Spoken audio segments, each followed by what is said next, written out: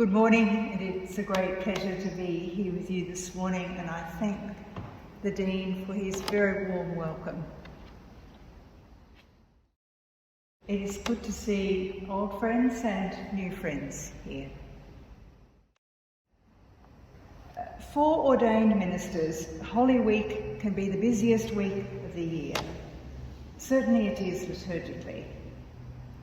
I recall from the days when I was looking after a parish full-time that Holy Week involved a really large number of services and then other things piled on top of that. Things like redoing the rosters so that all the roles in all the services were going to be able to be covered, even though some people who had said they would be here over Easter will now not be. It also meant sweet-talking the photocopier, which also seemed to know it was Holy Week, plus occasionally fitting in a funeral.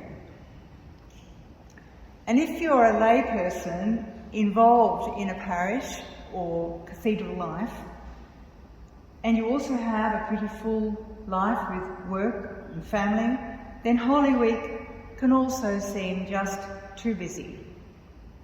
There are often things that need to be finished off before Easter, and there may be extra chores in the church, plus the special worship services to fit in, for which you hope you can bring a sense of focus. But if Holy Week stands out in this way from the other weeks of the year as one of the busiest, it does so also in another and more fundamental way. Holy Week is truly the jagged edge of the liturgical year. It builds slowly in tension from Palm Sunday and it ends with Good Friday. It is all about the darkest and most difficult and challenging realities of our faith and life as Christians. Holy Week holds within it itself the suffering and death of our Saviour, and this cries out to us year by year for a response from the deepest part of ourselves. It is all this sitting alongside the practical requirements for a busyness beyond what we would desire that makes Holy Week such a challenge for many of us. And this is why I think that this quiet day in the Cathedral is such a wonderful opportunity for prayer and reflection and just sitting with God. I warmly commend you for being here, because there is always the temptation to find an excuse and be too busy to come. The season of Lent overall is the time each year for us to lean again into God, to return to God from wherever we have drifted away to, as we all do from time to time, from where we have found other things to occupy our hearts and our minds. We recall our frailties and our weaknesses. We recall our love of God and his love for us. In Holy Week, we continue this turning again to God, and we add in especially a bringing to mind of Jesus' suffering for us. Our reading from John chapter 15 this morning provides some wonderful words of Jesus along these themes, which we might like to use today for quiet meditation and prayer. You will recall that in chapter 15 of John, it comes from what we call the farewell discourses, where Jesus is having his last meal with his disciples on the night before he is arrested. He is saying goodbye to his friends with whom he has journeyed, and he is speaking to them of the things that he believes are the most important for them to remember as they go forward in their lives, the things that he wants them to truly know in their hearts. And he says in verses 4 and 5, "Abide in me as I abide in you. Just as the branch cannot bear fruit by itself unless it abides in the vine, neither can you unless you abide in me."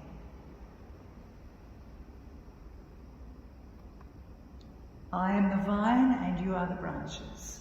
Those who abide in me and I in them bear much fruit, because apart from me you can do nothing. In other words, abide with me, stay with me. Don't wander aimlessly about, looking for one thing and then another. Hold on to me and my words. Become one with me. Enter, if you like, into a mutual indwelling. Immerse yourself in my life, and through the Spirit, let me immerse myself in your life. Abide in me as I abide in you. Know that this is what I desire for you. You are the branches, I am the vine, I nourish you. This abiding in me will bring opposition, and you will suffer as I am suffering.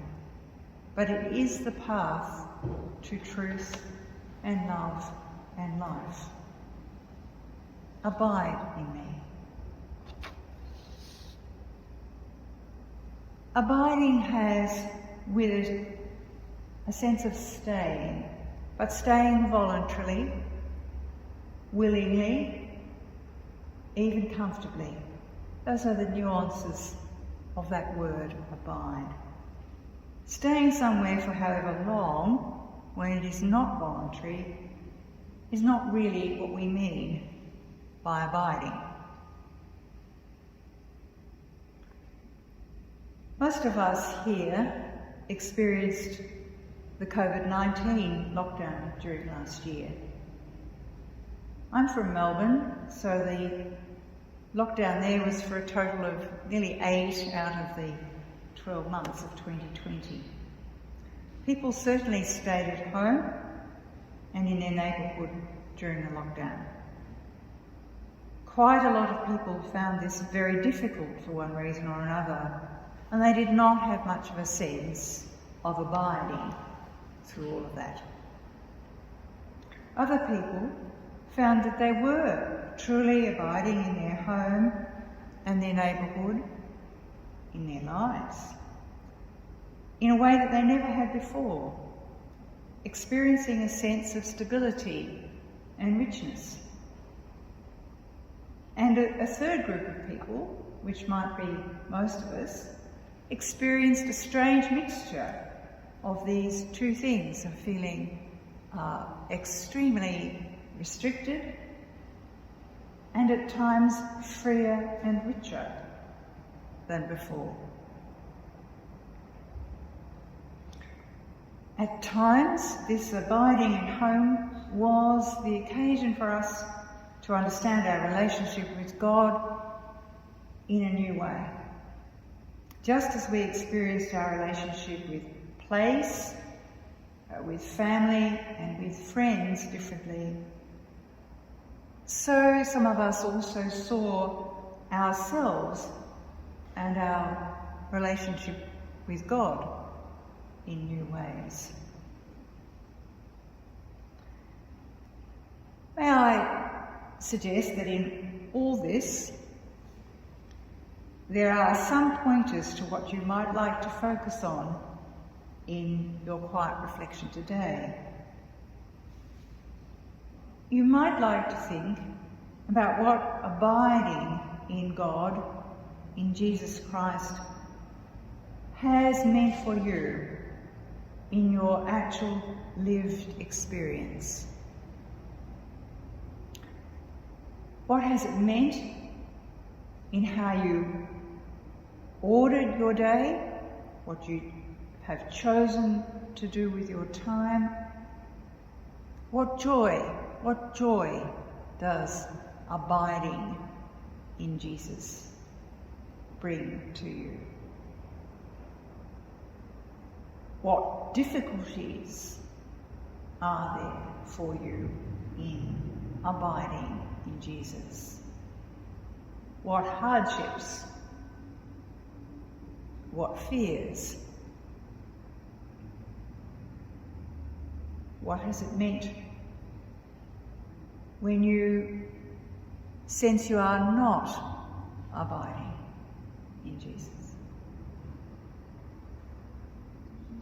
You might also like to think about when in your ministry, what kinds of aspects of your ministry are easier for you to find yourself abiding in Jesus, to sense that. And when is there little sense or no sense of that abiding? Is that okay? Or would you like something there to change? What did COVID-19 teach you about abiding? Or is there something else that speaks to you now that is very important, more important than COVID-19, more important than your ministry, that you know you need to consider in your life about abiding in Jesus? The Lord be with you. And also with you.